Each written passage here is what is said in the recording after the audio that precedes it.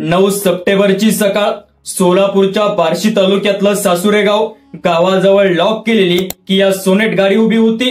आत काय आहे हे पाहून गावकऱ्यांच्या पायाखालची जमीन सरकली, कारण गाडीत मृत अवस्थेत होते बीडच्या गेवराई तालुक्यातील लुखामसला गावचे उपसरपंच गोविंद बर्गे। डोक्यात गोळी झाडलेली होती आणि तीही आरपार गेलेली, आणि शेजारी पडलेलं होतं पिस्तूल। सगळ्यात जास्त गुड उभं राहिलं, नेमकं घडलंय काय? पोलिसांनी सुरुवातीला याला आत्महत्या म्हटलं, पण खरी गोष्ट इथं आहे की यामागे अजून मोठं खूप गूढ दडलेलं आहे। गोविंद बर्गे यांची ओळख झाली होती नर्तकी पूजा गायकवाड हिच्याशी। प्रेम प्रकरणात ते अडकले गेले होते आणि त्यानंतर गोविंदनं तिचे जवळपास सगळे हट्ट पूर्ण केले। दागदागिने, मोटारसायकल, शेतजमीन, फ्लॅट, प्लॉट आणि तब्बल 8 लाख रुपये रोख तिला दिले आणि स्वतःच कला केंद्र सुरू करण्यासाठी आर्थिक मदतही केली। पण पूजाच्या मागण्या इथं थांबल्या नाही। गोविंदनं गेवराईमध्ये बांधलेला नवा बंगला माझ्या नावावर करून दे, नाहीतर बलात्काराच्या खोट्या गुन्ह्यामध्ये तुला अडकवेल अशी धमकी तिनं दिली। यामुळे गोविंद सातत्यानं तणावाखाली अडकत गेले। आता काय करू असा प्रश्न त्यांच्या समोर सातत्यानं उभा राहिला।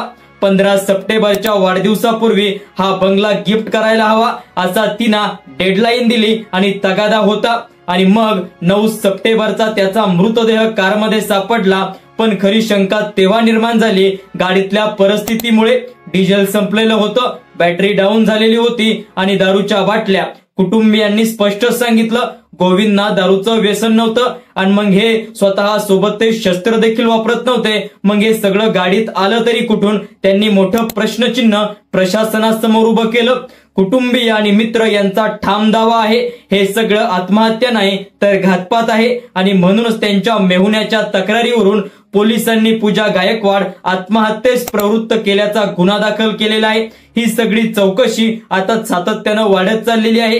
वेगवेगळ्या गोष्टी सातत्यानं समोर येत आहे।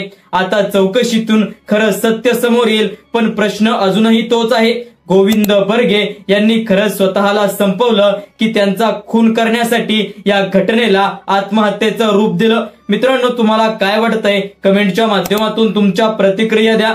व्हिडिओ जर आवडला तर लाईक करा, चॅनलला सबस्क्राईब करा। अशाच महत्त्वाच्या माहिती आणि अपडेटसाठी धन्यवाद।